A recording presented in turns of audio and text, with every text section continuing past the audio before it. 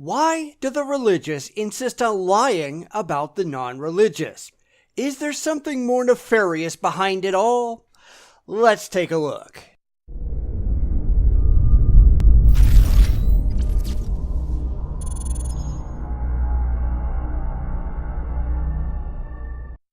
I know I look at a lot of videos where the religious are just pulling claims about the non-religious out of their theological backsides that don't stand up to any rational critique.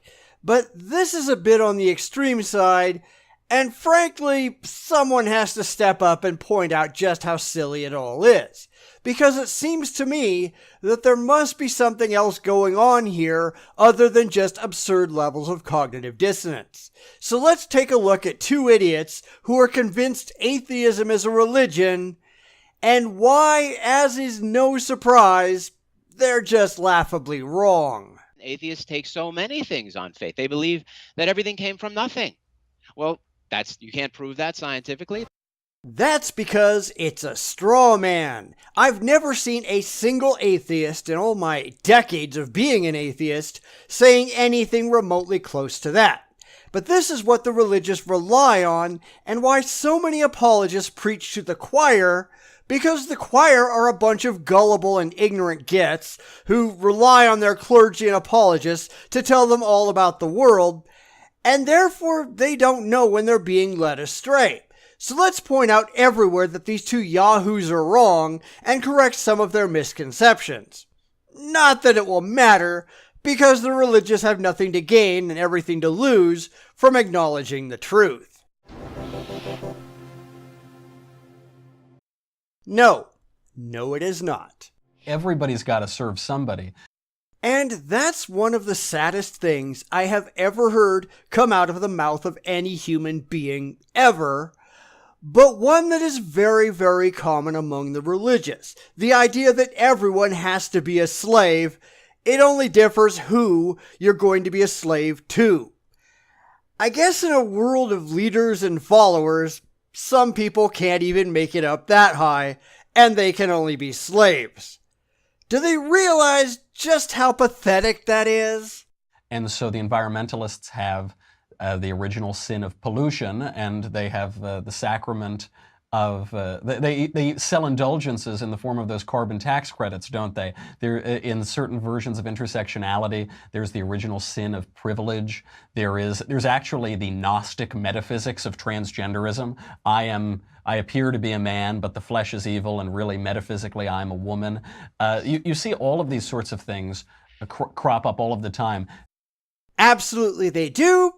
And these people are pathetic. But we see here two theists who aren't even self-aware enough to see that they are equally pathetic. They're just describing the stupidity of the left in quasi-religious terms and not recognizing that they are every bit as ridiculous. They are talking down to people that I would agree are problematic without realizing that they are just as bad. Atheists, they pull away when you say that their religion is a faith. How can we convince them of this point? Well, you'd actually have to have a point first, which, unfortunately for you, you don't. So let's go to the dictionary and see where they're going wrong. The word faith, in a religious sense, means strong belief in God or in the doctrines of a religion based on spiritual apprehension rather than proof. Now, obviously, atheists don't have that kind of faith, or really any kind of faith, which is why the religious often play the substitution game, where they will try to change between different meanings and different usages of a word, without pointing out that they're changing their definitions just because it makes a point that they want to make. It's downright dishonest, but hey, look at who we're talking about. Well, a faith is just believing something that you can't mathematically prove. That's not what faith is. I already gave the definition, and that's not what it means. In fact, I suspect that we'll find out just how far outside of the definition of faith he's operating in just a moment. That's all faith is, and atheists take so many things on faith. They believe that everything came from nothing. Nobody says that except the religious. In fact, the religious literally believe that God poofed everything into existence from absolutely nothing. projecting much? Well, you can't prove that scientifically. They believe that this amazing universe of ours of incomparable beauty, harmony, and order came about by itself. Because that's what the evidence shows happened. Because we have followed the evidence to the most rationally defensible conclusion, unlike the religious who just want their beliefs to be emotionally comforting, evidence be damned. That's faith. That's evidence, not faith. And it's clear, listening to this guy, that all he cares about is what makes him feel good. We have yet to find a single thing that can't be explained by the natural, by the material. And all the religious can do is say, I don't get it, or I don't like it. Well, I don't care. What you get and what you like is irrelevant to reality. This is what we actually see in the real world, and whether or not that makes you feel good is irrelevant. It is what is. That's not faith, that's research. It's logic and reason. It's science. You know, those things religion doesn't have. They're trapped into this whole materialist worldview where everything has to do with atoms and molecules. All our hopes and dreams and desires, all our art and culture and history, all our deepest desire for everything that's good and beautiful and true, all that to them is just due to the random movement of molecules. That's not science. That's faith. What's more, that's an irrational faith that's the basis for all superstition. What exactly are these two idiots smoking? Because we're going to have to go back to the dictionary here, because superstition means excessively credulous belief in and reverence for supernatural beings. Not only does that not even come close to atheism, but it bears an uncanny resemblance to theism, doesn't it? Now, I know these two don't care, and clearly they've got no clue what it is they're even saying. But when it's this easy to show how utterly insane they are, I don't get how anybody can take them at all seriously. So they have a faith. They must be called out on this point, because this faith that they have has been responsible for more bloodshed and carnage than any system of beliefs the world has ever known. Totally untrue. Now, I'm sure that they're talking about communism, which has nothing at all to do with atheism, any more than it has to do with men with mustaches. It's a political ideology that has no inherent religious component. That doesn't mean that the lack of a religious component is responsible for anything that communism did. Nowhere can you find anything in the writings of Stalin or Mao or any other major communist leader where they credit atheism for their actions as communists. Nowhere. It just doesn't exist. But you know what does exist? Hitler saying that God told him to slaughter the Jews. The 9/11 bombers' belief in Allah that caused them to attack the United States.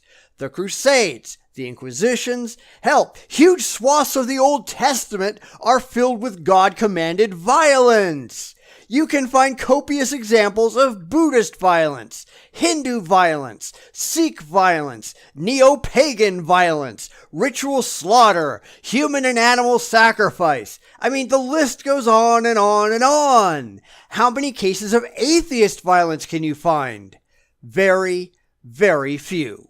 And really in service of the faith. I've always liked the definition that faith is the substance of things hoped for and the evidence of things unseen. And how better to describe the utopian political goals of the left.